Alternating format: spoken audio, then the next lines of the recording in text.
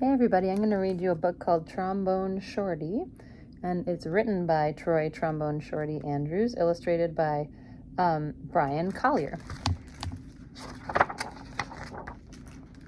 Where you at? Where you at?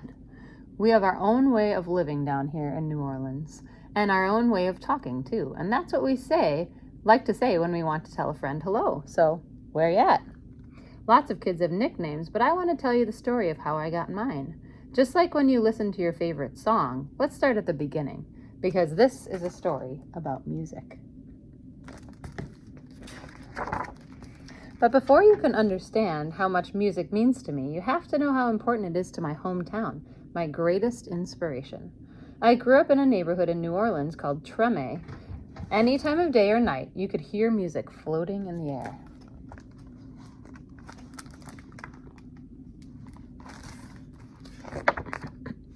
And there was music in my house, too. My big brother James played the trumpet so loud you could hear him halfway across town. He was the leader of his own band, and my friends and I would pretend to be in the band, too. "Follow me," James would say. There's one time every year that's more exciting than any other. Mardi Gras. Parades fill the streets, and beaded necklaces are thrown through the air to the crowd.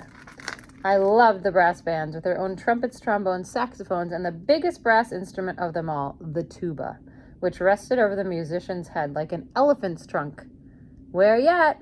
Where you at?" the musicians would call.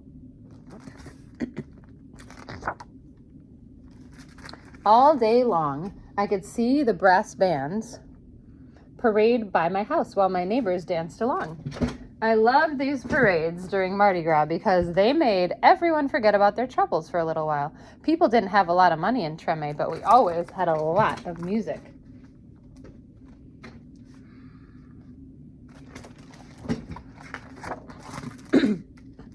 I listened to all these sounds and mix them together just like how we make our food. We take one big pot and throw in sausage, crab, shrimp, chicken, vegetables, rice, whatever's in the kitchen, and stir it all together and let it cook. When it's done, it's the most delicious taste you've ever tried. We call it gumbo, and that's what I wanted my music to sound like. Different styles combined to create my own musical gumbo. But first, I needed an instrument. The great thing about music is that you don't even need a real instrument to play, so my friends and I decided to make our own. We might have sounded different from the real brass bands, but we felt like the greatest musicians of Treme. We were making music, and that's all that mattered. Then one day I found a broken trombone that looked too beaten up to make music anymore. It didn't sound perfect, but finally, with a real instrument in my hand, I was ready to play. The next time the parade went by my house, I grabbed that trombone and headed out into the street. My brother James noticed me playing along and smiled proudly. "Trombone Shorty," he called out, because the instrument was twice my size. "Where you at?" From that day on, everyone called me Trombone Shorty. I took that trombone everywhere I went and never stopped playing. I was so small that sometimes I fell right over to the ground because it was so heavy. But I always got back up, and I learned how to hold it up high. I listened to my brother play songs over and over, and I taught myself those songs too. I practiced day and night, and sometimes I fell asleep with my trombone in my hands. One day, my mom surprised me with tickets to the New Orleans Jazz and Heritage Festival, the best and biggest music festival in town. We went to see Bo Diddley, who my mom said was one of the most important musicians of all time. As I watched him on stage, I raised my trombone to my lips and started to play along. He stopped his band in the middle of a song and asked to the crowd, "Who's playing out there?"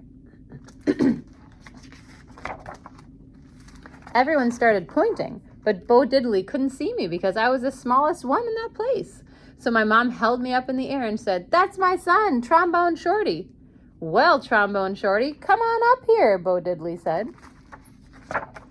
The crowd passed me overhead until I was standing on the stage next to Bo Diddley himself.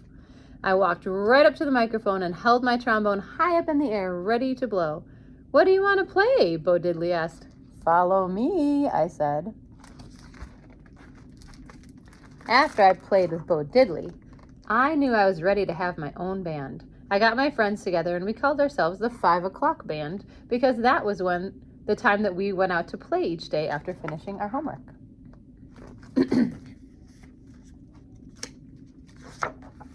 We played all around New Orleans. I practiced, and soon my brother James asked me to join his band.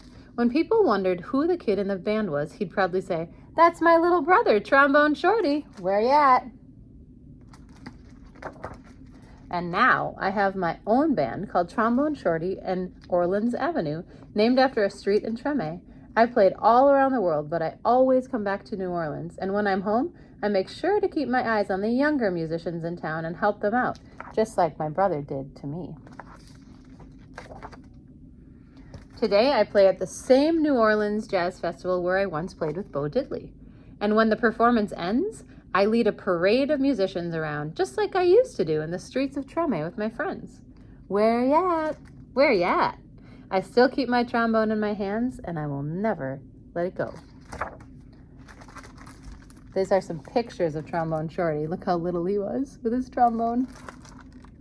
Oh my goodness.